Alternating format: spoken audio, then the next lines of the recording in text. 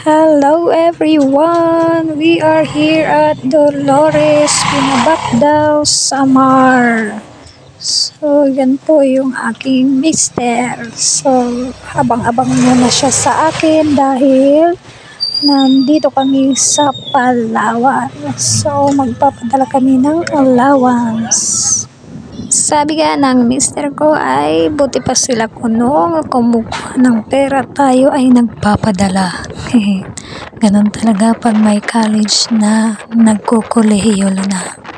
After nga namin ng Palawan ay pupunta naman kami ng Calbigas, Samar para bumili ng ulam doon kasi merong kalabaw.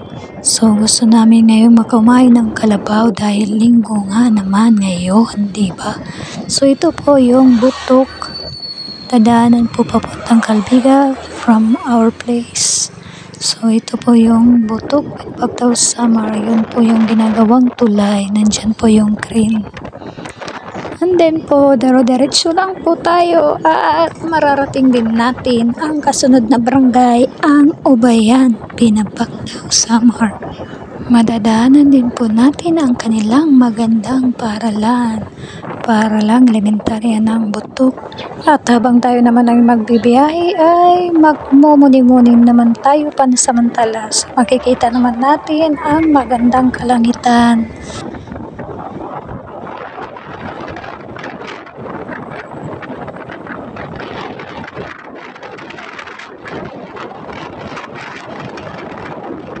At dito na nga ay approaching na tayo ng Ubayan, Pinabacdao, Samar. May isa pang barangay na dadaanan bago marating ang downtown area ng Calbigas, Samar. Actually, marami ng barangay ang madadaanan papunta sa downtown pero kasama na yan sa mga barangay ng Calbigas.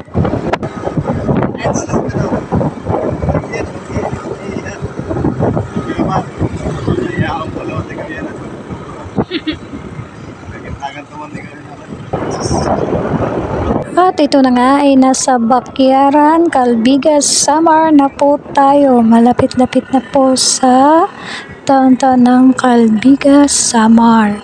So far so good ay marami-rami na rin dito ang naayos na mga kalsada. So yung iba ay inaayos pa rin. So abang-abang lang po mga karil.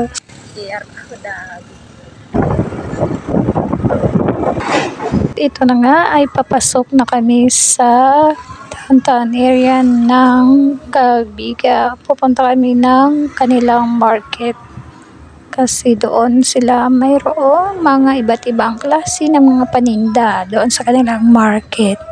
Hanggang dito na lang po at natatapos na ang video. Sana ay suportahan niyo po ako at malaking tulong na rin po yung panonood niyo po ng aking mga videos at ang hindi pag-skip sa aking mga ads. Thank you very much. God bless and happy Sunday to all.